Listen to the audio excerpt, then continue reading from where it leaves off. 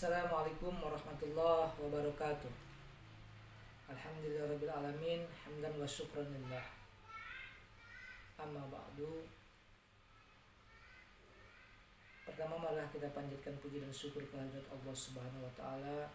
Salawat dan salam semoga selalu tercurah kepada Nabi Muhammad SAW.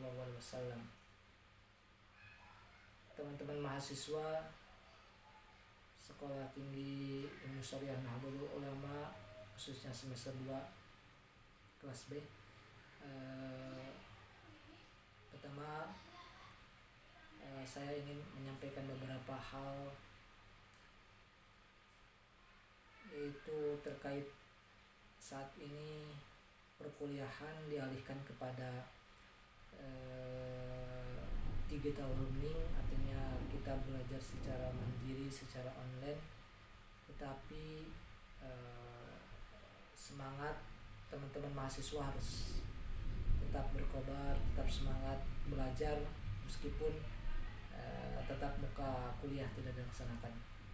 Kedua, saya mengingatkan terkait wabah COVID-19.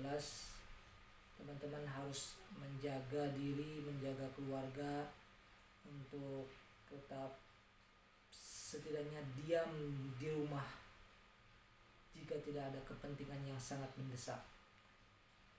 Mengingat saat ini penyebaran COVID-19 sangat masif, artinya kita membutuhkan tanggung jawab bersama bahwa kita harus berkomitmen membantu pemerintah dalam rangka menghentikan penyebaran COVID-19 dengan cara kita stay di rumah. Sekali lagi saya mengingatkan, jika tidak ada kepentingan yang sangat mendesak, teman-teman diusahakan untuk tidak keluar dari rumah. Kalaupun mau keluar rumah, harus tetap menjaga kesehatan dan memperhatikan lingkungan sekitar. Itu himbauan dari saya.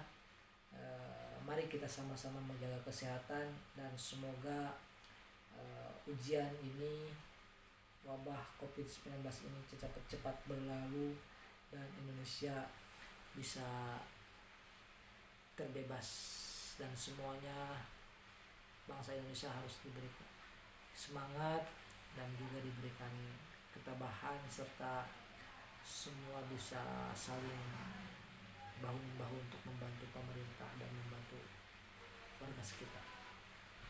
Baik, teman-teman mahasiswa, pertemuan kali ini saya akan menyampaikan beberapa hal dan mengingatkan terkait tugas-tugas yang telah saya sampaikan di pertemuan sebelumnya, bahwa tugas itu ada 2.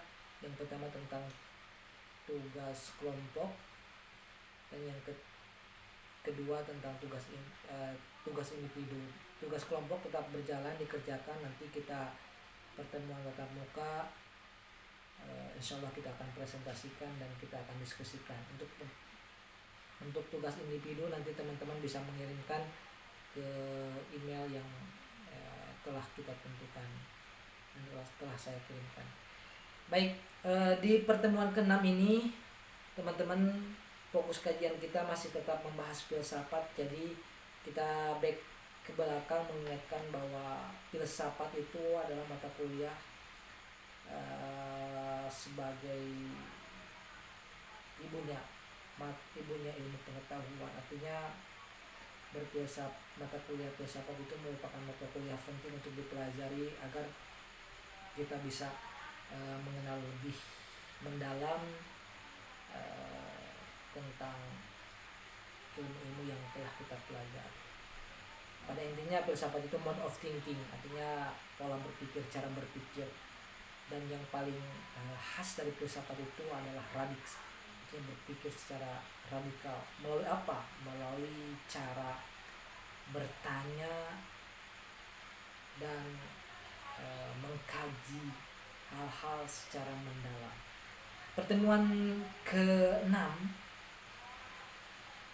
kali ini saya akan membahas tentang filsafat abad pertengahan. Jadi ada periodisasi filsafat dalam sejarah perkembangan filsafat dunia. Yang pertemuan kemarin yang telah ditugaskan itu tentang filsafat barat klasik, artinya filsafat barat yang pertama kali muncul dalam sejarah perkembangannya, yaitu ada masa Prasokrates dan masa Sokrates, diteruskan oleh muridnya Plato, diteruskan kembali oleh Aristoteles, dan sampai tokoh-tokoh filsafat barat klasik lainnya. Baik, teman-teman, jadi pertemuan ke-6 ini kita akan fokus membahas tentang filsafat barat abad pertengahan atau dikenal dengan Middle Age. Nah, sejarah perkembangan Middle Age ini atau filsafat abad pertengahan ini, yaitu istilah abad pertengahan ini muncul untuk membantu mengklasifikasikan dengan atau memfalsifikasi, artinya membedakan dengan abad-abad filsafat sebelumnya atau abad-abad lain, abad-abad atau periode filsafat lainnya. Pada Middle Age ini atau pertengahan ini itu mulai memunculkan pengaruh agama Kristen karena sudah dianggap sebagai agama negara yang mendominasi pada saat itu. Jadi pertengahan filsafat ini muncul sekitar abad ke-5 sampai abad ke-17. Nah, pada karakteristik filsafat abad pertengahan ini yaitu tentang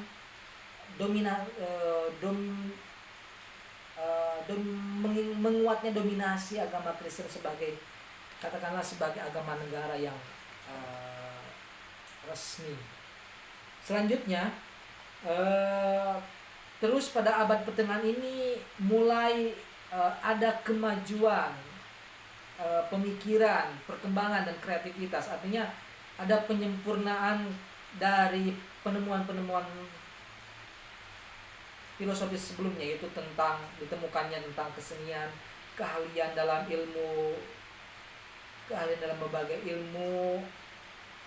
Dan abad pertengahan ini merupakan abad yang katakanlah bisa dikategorikan sebagai abad yang memang produktif dalam perkembangan. Selanjutnya, teman-teman, kita akan masuk kepada karakteristik ya. Karakteristik itu adalah ciri-ciri. Nah, karakteristik filsafat abad pertengahan ini yaitu yang pertama tadi sudah disampaikan, adanya dominasi agama Kristen, yaitu diakui sebagai otoritas agama yang resmi harus diikuti oleh penduduk pada waktu itu. Terus adanya kitab Injil. Kitab Injil itu sebagai kitab sucinya agama Kristen harus dijadikan dasar pedoman dan pandangan untuk semua permasalahan kehidupan manusia. Artinya kitab Injil ini dijadikan sebagai pedoman hidup. Katakanlah seperti Al-Quran saat ini, bahwa Al-Quran juga saat ini bagi umat Islam harus dijadikan pedoman hidup. Nah, begitupun dengan pada waktu abad pertengahan. Abad pertengahan ini Injil atau kitab Injil ini harus dijadikan pegangan bagi setiap pemeluknya. Terus filsafat mulai berkembang ketika memasuki periode skolastik. Jadi di abad pertengahan ini dibagi dua periode. Nanti kita akan jelaskan kedua periode tersebut. Pada intinya, jadi karakteristik filsafat abad pertengahan itu mulai mendominasinya agama Kristen sebagai agama resmi yang harus dianut oleh penduduk, dan kitab Injil dijadikan sebagai otoritas pedoman hidup dalam menjalankan hidup dan kehidupan masyarakat pada waktu itu. Nah, jadi ini selanjutnya kita akan membahas periodisasi atau pembagian periode pada filsafat pertengahan. Yang pertama ada periode patristik. Periode patristik, dan yang kedua adalah periode skolastik. Nah, periode patristik itu apa? Periode patristik itu berasal dari kata paters atau bapak-bapak, gereja atau ahli-ahli agama. Nah, karakteristiknya yaitu memperkuat gereja dan mendalami dogma-dogma agama. Jadi pada periodisasi ini, periode patristik ini, dogma-dogma agama menjadi bagian kehidupan masyarakat dan dominan pada saat itu. Yang kedua, periode skolastik. Ya, seperti etimologi skolastik ini, yaitu adalah berasal dari kata schools, artinya ya schools, sekolah,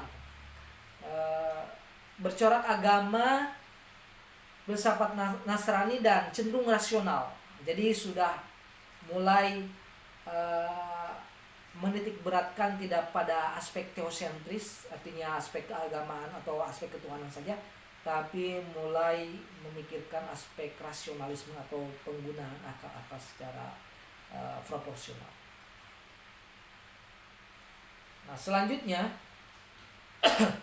nah ini tokoh-tokoh filsafat abad pertengahan. Pada masa patristik itu ada beberapa tokoh yang sebagai tokoh berpengaruh pada periode patristik. Salah satunya adalah Justinus Martyr. Justinus Martyr ini merupakan tokoh filsafat abad pertengahan periode patristik. Dia mengatakan bahwa pemikirannya agama Kristen bukan agama baru karena Kristen lebih tua dari filsafat Yunani. Jadi artinya mereka memunculkan wacana bahwa agama Kristen ini memang muncul lebih awal daripada filsafat Yunani. Terus ada Clemens. Clemens ini abad 150 sampai 215 Masehi. Pokok pemikirannya memberikan batasan terhadap ajaran Kristen untuk mempertahankan diri dari otoritas filsafat Yunani.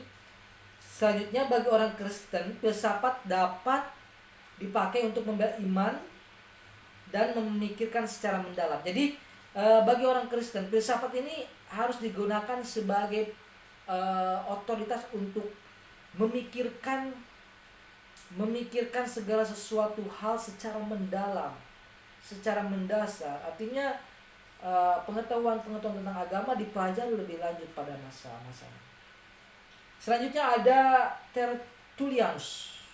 Tertullianus ini sebenarnya dia bukan dilahirkan di keluarga Kristian atau Kristen. Tetapi setelah melakukan pertobatan, ia menjadi gigih membela Kristen dan menjadi pembela fanatik agama Kristen. Ia berpendapat bahwa wahyu Tuhan sudahlah cukup. Nah, ini teosentris. Tadi sudah dikatakan bahwa patristik ini adanya dominasi agama dalam berfilsafat. Artinya Tertullianus mengatakan bahwa Kristen atau wahyu Tuhan, katakanlah wahyu yang ada dalam Injil itu sudah cukup, tidak boleh dirubah-rubah lagi. Tetapi ini ada perkembangan selanjutnya. Tertullianus mulai merevisi pandangan tersebut. Katakanlah Tertullianus merevisi bahwa wahyu itu sudah cukup tadi. Tetapi direvisi pendapat tersebut bahwa kita memikirkan cara-cara yang rasional. Artinya ada koreksi terhadap wahyu, katakanlah. Tertullianus mengatakan sebelumnya memang wahyu itu sebagai otoritas yang cukup. Tetapi ketika perkembangan lanjut, Tertullianus merevisi pendapat tersebut dan mengatakan harus ada rasionalisasi terhadap wahyu-wahyu tersebut. Periode yang kedua yaitu periode skolastik.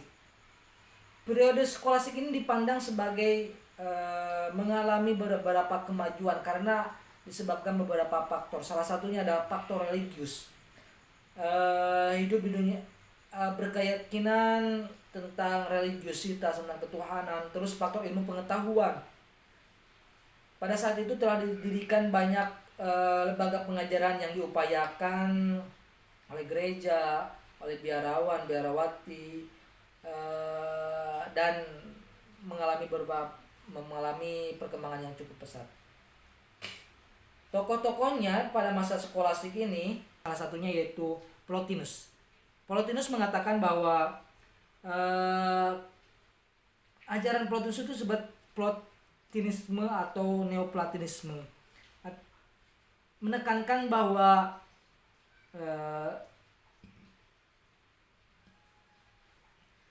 dia mengatakan bahwa filsafat itu diciptakan untuk menggali atau mencapai pemahaman yang mistik. Selanjutnya tokoh pemikir abad pertengahan periode skolastik ini adalah Agustinus.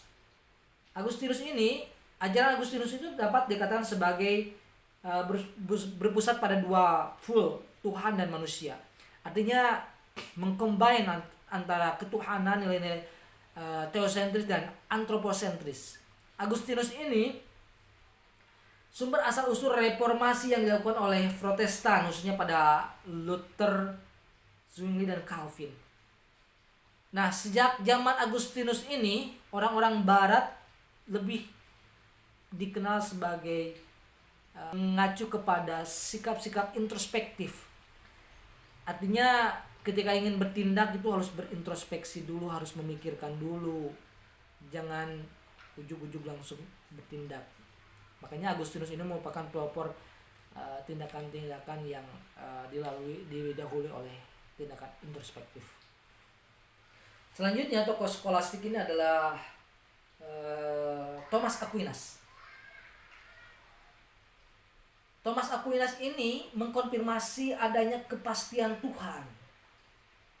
Kepastian Tuhan. Jadi Thomas Aquinas ini juga sama menekankan kepada aspek teosentris. Berpendapat bahwa jiwa dan raga mempunyai hubungan yang pasti. Raga menghadirkan matters dan jiwa menghadirkan form, yaitu prinsip-prinsip hidup yang aktual. Sama ya, jadi Aquinas juga memikirkan tentang matters, artinya raga, dan juga kehidupan yang real atau aktual. Beberapa tokoh tentang skolastik, artinya kembali lagi bahwa abad pertengahan ini atau Middle Age ini merupakan abad yang dipandang lebih maju daripada abad filsafat klasik. Artinya pada masa Middle Age ini sudah dikenal tentang adanya kombinasi antara nilai-nilai ketuhanan, teosentris, dan juga antroposentris. Nah, selanjutnya teman-teman bisa mempelajari, membaca lagi lebih lanjut. Ini hanya sebatas pemantik diskusi saja. Semoga pemantik diskusi ini dapat dipelajari lebih lanjut oleh teman-teman melalui pembacaan dari berbagai sumber. Saya cuman mengambil dari beberapa sumber, nanti teman-teman elaborasi lebih jauh supaya apa? Supaya kita menemukan titik temu bahwa berfilsafat itu adalah menemukan titik kebenaran yang kebenarannya kita bersifat relatif. Artinya kembali bahwa berfilsafat itu kita harus berpikir secara radiks, secara mendalam. Artinya setelah pembelajaran ini teman-teman diharapkan harus membuka lagi sumber-sumber yang ada dan compare, membandingkannya dengan apa yang telah saya sampaikan.